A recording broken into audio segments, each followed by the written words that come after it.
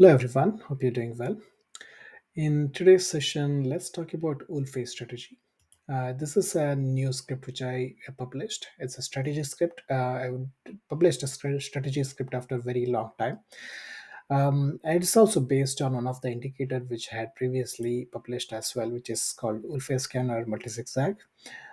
It's based on the same concept here. Also, I mentioned this indicator is mainly concentrates about identifying the Wolfe wave pattern and projecting based on some based on the lines and drawings. In this one, what we do is we take the same base and try to generate trades for these formations based on the concept, right? So Wolfe wave is a concept, a popular concept. You can search this in internet or YouTube, and you can find many materials about it. To explain in a simple way, it gives an opportunity to for a trade whenever there's a wedge formation. For example, in this case, there is a falling wedge. So when the price breaks the downside or the opposite side, trend line of the falling wedge, and then comes back up, then that's the entry signal. And the stop is where like both the trend lines converge, and the target is um, the line joining pivot 1 and 4 as shown here. That forms the target. So that our target is kind of a moving target here. Stop is a static, and entry is like based on the market order. And also there is a time, and this Wolfe pattern is time bound, the line joining the convergence of trend lines and like the target. That becomes the that becomes the time bound for the pattern. So if price goes beyond this without hitting target or stop, that means that the trade is failed, right? But in the strategy implementation, you're not doing taking this as is, for simplicity purpose, and also for experimental purpose. I've changed this a bit. So I've explained this. What is it like, and what is the strategy based on?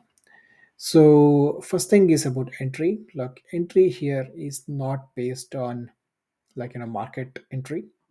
Instead, it can be either a stop order or a limit order.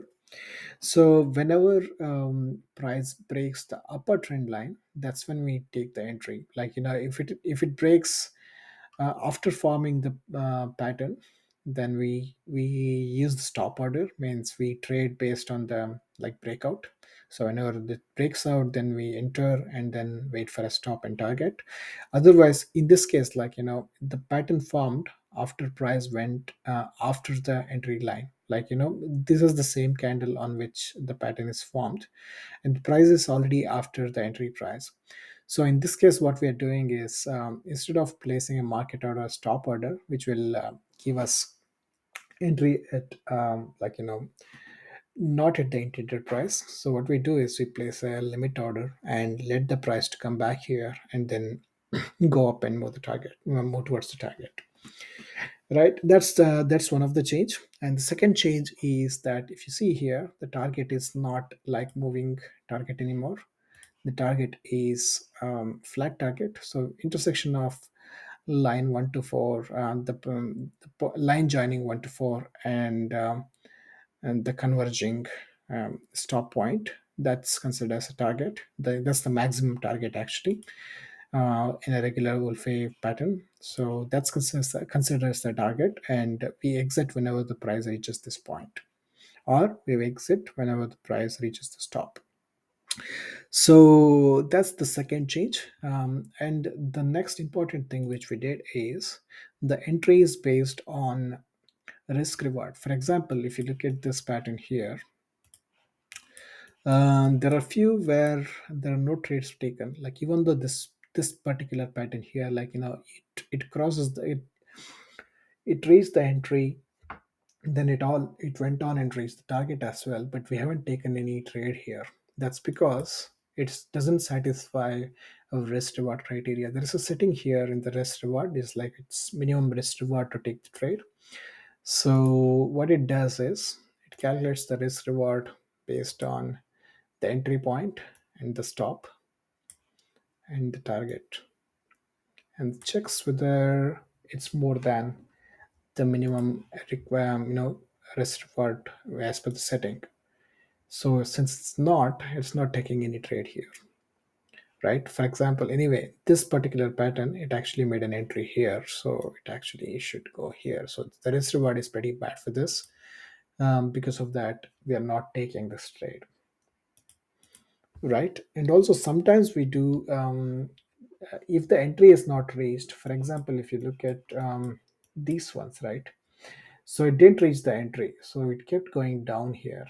So whenever it happens like this, what we do is we keep moving the target also down and down, right? So it finally broke out here, and this is the perfect entry. And this time, like if you had taken this entry point, right? If you had taken this entry point, the risk reward wouldn't have been would have been very bad. If you look at this, this is not really a good risk reward, though it is just more than one. It's not really that good risk reward. But if you come back here, right? So it's like 2.38. That's a pretty good risk reward compared to the previous one. So this will help us to get into a better trade or better entry price and maximize our gains, right? And so entry is done based on the risk reward, which we already mentioned. Intelligently decides whether to place a stop order. Yeah, that also mentioned. If it is already broken out, then it will replace the limit order. Otherwise, it will place a stop order. And yeah, also, yeah, I think we mentioned all the tweaks. So these are all the tweaks which we have done in the strategy and and this implementation. And this can be used not just for crypto. You can actually use for lots, stocks and other instruments as well. And as mentioned before, Wolfe Strategy is pretty popular in option trading.